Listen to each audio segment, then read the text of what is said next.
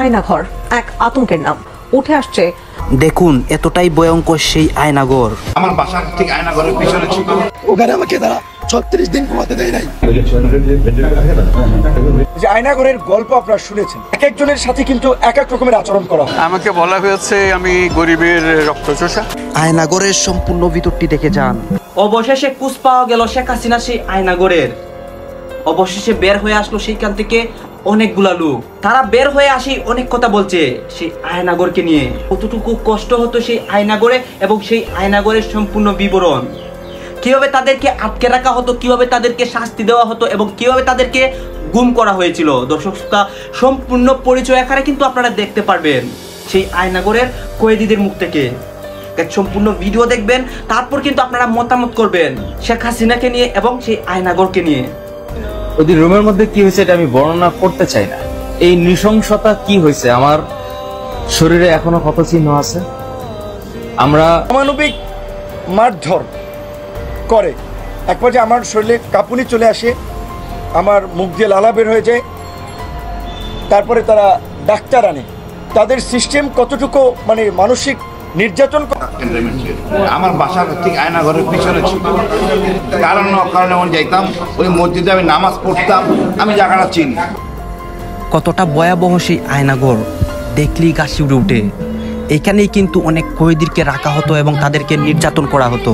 সম্পূর্ণ কিছু আপনাদেরকে এক এক করে দেখাবো এবং প্রত্যেকটা রুমের বিবরণ কিন্তু দেখাবো, তাদের নিজের মুখ থেকে অনেক কিছু শোনাবো। গাইস, তারা কিন্তু বের হয়ে আসে অনেক বিবরণ দিচ্ছে সেই আয়নাঘরের ভিতরে কিভাবে তাদেরকে রাখা হতো এবং কিভাবে তাদেরকে টর্চার করা হতো। দর্শক শ্রোতা, এখনো যারা আয়নাঘর সম্পর্কে জানেন না, এইটা হচ্ছে যে শেখ হাসিনার একটা বন্দিশালা। সেইখানে অনেককে গুম করে রাখা হতো যাতে তাদের আর কুজ না পাওয়া যেত। এইটাই হচ্ছে সেই আয়নাঘর এবং সেই আয়নাঘরকে নিয়ে কিন্তু যাদেরকে সেখানে রাখা হয়েছিল তারাই কিন্তু বিবরণ দিচ্ছে। সম্পূর্ণ বিবরণটি আপনারা শুনবেন, তারপর কিন্তু আপনারা মতামত করবেন। এর আগে কেউ আপনারা বাজে মন্তব্য করবেন না। এই যে দেখতে থাকুন। কারণে অকারণে ঢাকায় আসতাম। ওটা ছিল জয়েন্ট ইন্টারোগেশন সেল। অনেক জঙ্গি টঙ্গি নিয়ে ওখানে ইন্টারোগেশন করা হতো। ওই জায়গাটা একটা দৃশ্যমান ছিল, কিন্তু পরবর্তী থেকে ডেভেলপ করে এটাকে বন্দিশালা করা হয়েছে।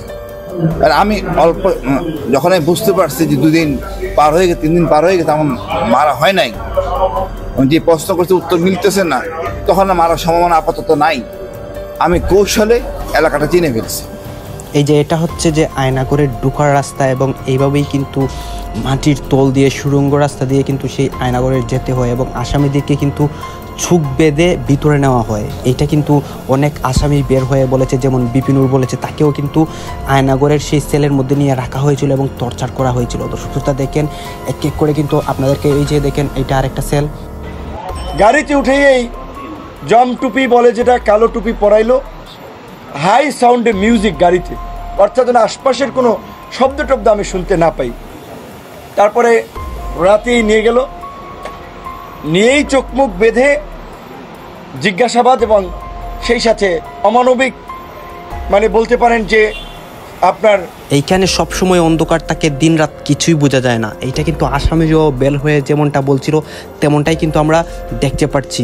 সব কিছু কিন্তু এক এক করে দেখাবো। দেখেন এক একটা রুমের অবস্থা কি করে রেখেছে এবং এইখানেই কিন্তু আসামিদেরকে রাখা হতো এবং টর্চার করা হতো, গুম করা হতো। প্রায় 10 থেকে 12 বছর এক একজনকে রাখা হতো। এইটাই কিন্তু বর্তমানে ভাইরাল হয়েছে দেশ স্বাধীন হওয়ার পর। এটা দেখেন অনেক অনেকেই কিন্তু ভিডিও করতেছে এবং তারা কিন্তু গোপন সেই সন্ধানটা পাওয়ার পরপরই এখানে চলে এসেছে। দেখতে থাকুন, আপনাদেরকে কিন্তু সম্পূর্ণ ঘুরিয়ে দেখাবো এবং আপনারা কতটুকু ভয়ঙ্কর জায়গা এটা কিন্তু আপনারা বুঝতে পারবেন। আমরা দেখতে পাচ্ছি এবং দর্শক শ্রোতা, এইটা আপনাদেরকে ঘুরে দেখানোর পরই কিন্তু আমরা সেই বের হয়ে আসা আসামিদের কাছে যাব এবং তাদের মুখ থেকে সব কিছু শুনবো সেই ভয়ঙ্কর আয়নাঘর সম্পর্কে। দর্শক শ্রোতা, আপনারা দেখতে পাচ্ছেন একটার পর আরেকটা রুম কিন্তু দেখতে পাচ্ছি এবং সেইখানে কিন্তু তাদেরকে রাখা হতো। এই যে দেখেন এখানে একটা রুম, এই যে এই রুমের ভিতর অবস্থাটা দেখেন। এখানে কিন্তু তাদেরকে মাটিতে খাবার দেওয়া হতো।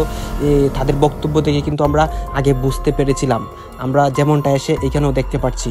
এই যে দেখুন এখানে কিন্তু ভাঙাচোরা অবস্থা, প্রায় পুরনো একটা বিল্ডিং, এবং এই বিল্ডিংয়ে কিন্তু মানে সেই আয়নাঘরটি দর্শক শ্রোতা দেখুন সম্পূর্ণ আমরা কিন্তু লাইট দিয়ে দেখানোর চেষ্টা করতেছি এক এক করে। ভুতুরে একটা জায়গায় যে এখানে একটা কী দেখা যাচ্ছে সে কিন্তু ঢুকে দেখার চেষ্টা করতেছে। দর্শক শ্রোতা দেখতে থাকুন আপনারা সম্পূর্ণ, তারপরে কিন্তু আমরা সেই আসামিদের কাছে যাব এবং তাদের বক্তব্যটা আপনাদেরকে শোনাবো, এবং তাদেরকে আমি নতুন সরকারের কাছে দাবি জানাবো, তাদেরকে বের করতে হবে, তাদেরকে বিচারের আওতায় আনতে হবে।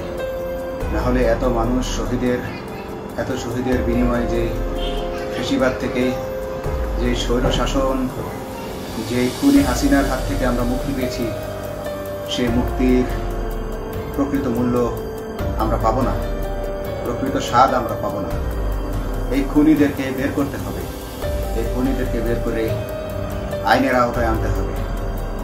বাংলাদেশ পুলিশ কখনোই নির্যাতন করার জন্য উন্নত সিস্টেম, এই নির্যাতনের পরে তার ডাক্তার আনে, ডাক্তার চোখ বাঁধা, আমাকে ইনজেকশন দেয়। আমি ইনজেকশন দেয় কিসের ইনজেকশন? এটা কি ভালো না মন্দ, না এর সাথে কোনো জীবাণু ঢুকাই দিচ্ছে আমি তো জানি না। আমি চোখটা কাপড়টা একটু সরিয়ে ভদ্রলোককে দেখার চেষ্টা করেছিলাম, সে খাপ করে আমার হাত ধরে পড়েছে। ওনারে কথা বলতে বলতে জিজ্ঞেস করলাম, উনি বলে আমাকে মাঝে মাঝেই এরকম আনে। তারপরে রাতে ঘুমেই পড়ি, সকালবেলা খাবার দেয় অন্ধকার ঘরেই। একটা ছোট্ট মহসিন হল, ঢাকা বিশ্ববিদ্যালয়ে যারা গেছেন, নিচে যে সিঙ্গেল রুমগুলো থাকে ওই রকমের একটা রুমের মধ্যে বাথরুম, লাইট নেই, খাবার দিছে মোমবাতি জ্বালাইয়া, দিনের খাবার না রাতের খাবার। আমি বন্দিশালা তো ঠিকই আছে, অনেক বলেন বাংলাদেশের প্রেক্ষাপটে এইরকম আয়নাঘর থাকার দরকার আছে কিনা? পৃথিবীতে কোথাও তো দরকার নাই আইনের শাসনে, তবে আয়নাঘর থাকার দরকার নাই। আমাকে যে প্রথমবার গুম করলো কেন দরকার ছিল? থাকলে তো অবস্থা ডাক দিলে আমি খুশি মনে আসতাম। গুম করে তো হ্যাডাম দেখানোর কোনো কারণ নাই। আপনি আইন মানেন না, আপনি নিজে জঙ্গি, আমি অন্যদের বলতেছেন জঙ্গি। আমি সারা জীবন জেএমবি দমন করলাম, জঙ্গি দমন করলাম, আমার বলেছে জঙ্গি, যেহেতু আমি অন্য সাথে কাজ করিনি। এটা তো হতে পারে না। আমাদের দেশের বড় জঙ্গি শেখ হাসিনা নিজে, খুনি হাসিনা নিজে জঙ্গি। আইন তাকে মানতে হবে, যে আইন মানে না সে জঙ্গি। তো মানুষের গুম খুনের সাথে জড়িত ছিল, তাদেরকে ধরা হোক, তাদেরকে আইনের আওতায় আনা হোক। আমাদের মতো অনেক অফিসার আছি যারা এসব কুকর্মের সাক্ষী, আমরা সাক্ষ্য দেব। আমরা এখন আর ভয় পাই না। আমরা আসলে যে ভয় পেয়েছি তা নয়, আমাদের বাহিনীতে টিকে থাকাটা জরুরি ছিল।